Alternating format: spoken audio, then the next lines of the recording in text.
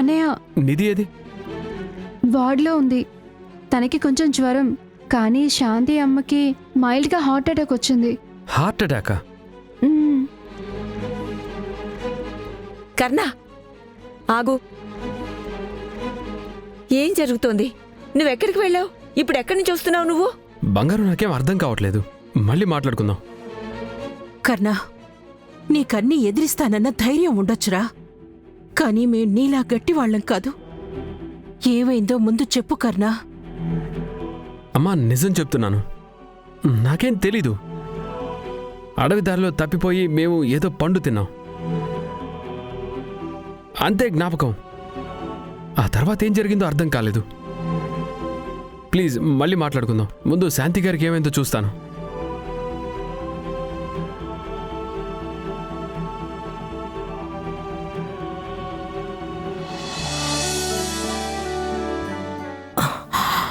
నీదొచ్చిందా? ఎక్కడుంది?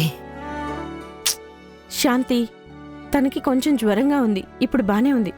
నువ్వు టెన్షన్ పడకు. జ్వరమా? ఏమైంది? ఏం కాలేదు. ఇక్కడే పక్క వార్డులోనే ఉంది.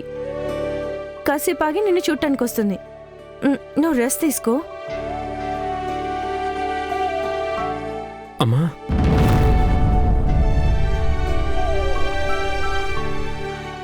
ఎక్కడికి వెళ్ళారు?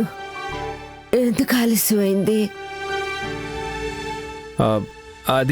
అదంతా తర్వాత మాట్లాడుకుందాం.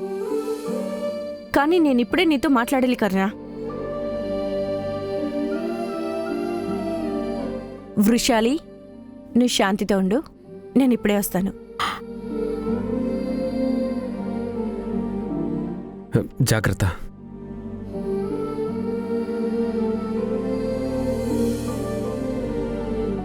ఏమైందమ్మా? ఎందుకు సీరియస్గా వెళ్తోంది?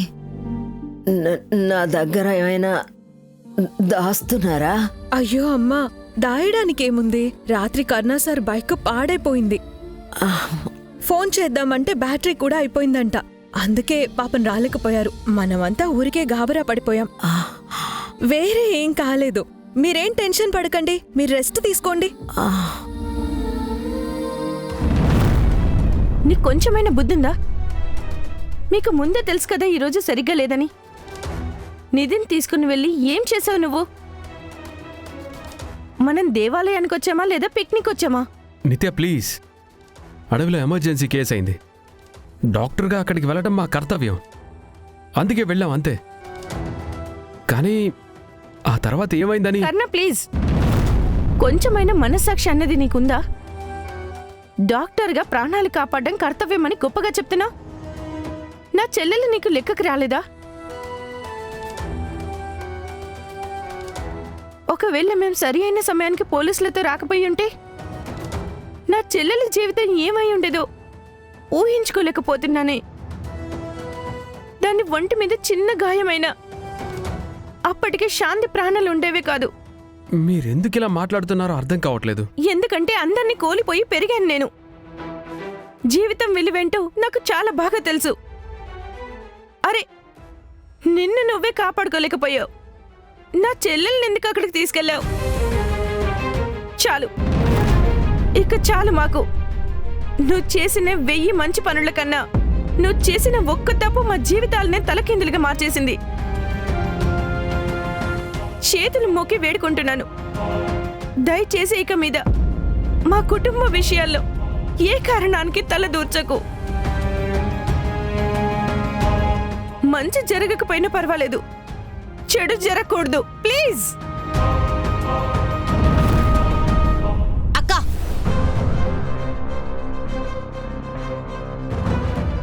మునెప్పెడి కనపడ్డం లేదు. తెలీదమ్మా, అమ్మ వెతకడానికి వెళ్ళింది. ఆయనలా దారి తప్పిపోయేవారు కాదు. ఎక్కడికెళ్లారో ఏమో. ఏమైందమ్మా?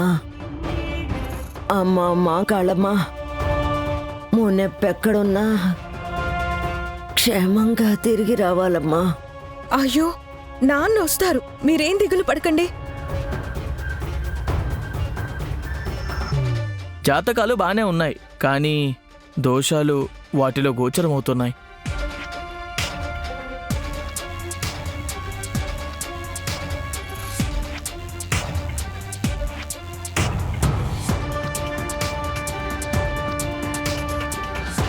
శాంతి, ఏం ఆలోచిస్తున్నావు?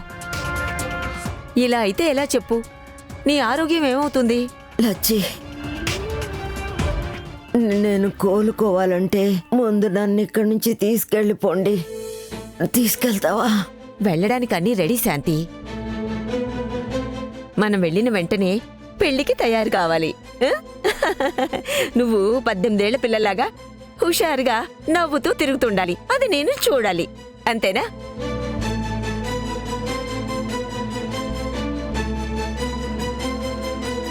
నవ్వు.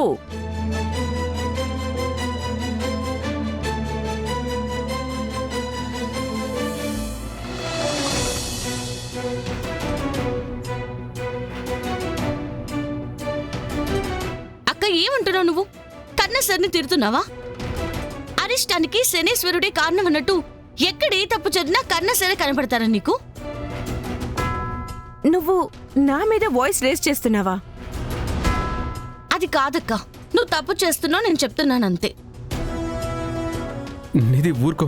చాలు ఊరుకోండి సార్, మీరెప్పుడూ ఇంతే.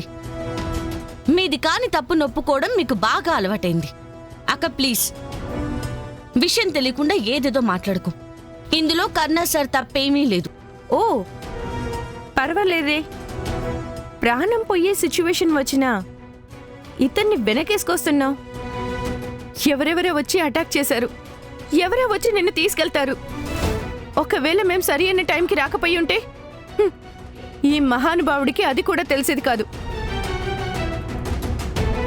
ఇన్ని జరిగినా పాపం ఇతను మాత్రం ఏ తప్పు చేయలేదు కదా. నేనే తప్పు అంటున్నా, నీకది సరి అనిపించట్లేదా? పర్వాలేదు.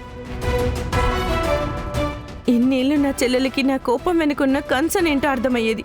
కానీ ఇప్పుడు తననే నా మీదకి ఎదురుగండ్ల పెట్టావు కదా. ఇంతకన్నా పెద్ద ఉపకారం నువ్వింకేం చేయాల్సిన అవసరం లేదు. ప్లీజ్ నిధి, నువ్వెందుకు వచ్చావు? వెళ్ళి రెస్ట్ తీసుకోపో. చూడండి, ఇది గొడవ పడే సమయం కాదు. నిధికి మీ శాంతికి టైంకి మెడిసిన్స్ ఇవ్వాలి. 1 minute.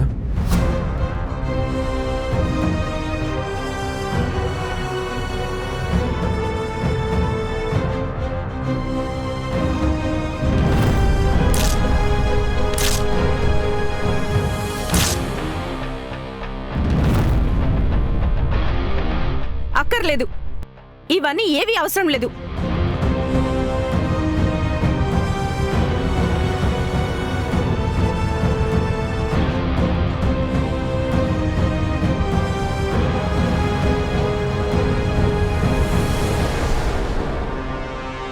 నిన్న రాత్రి ఏమై ఉంటుంది?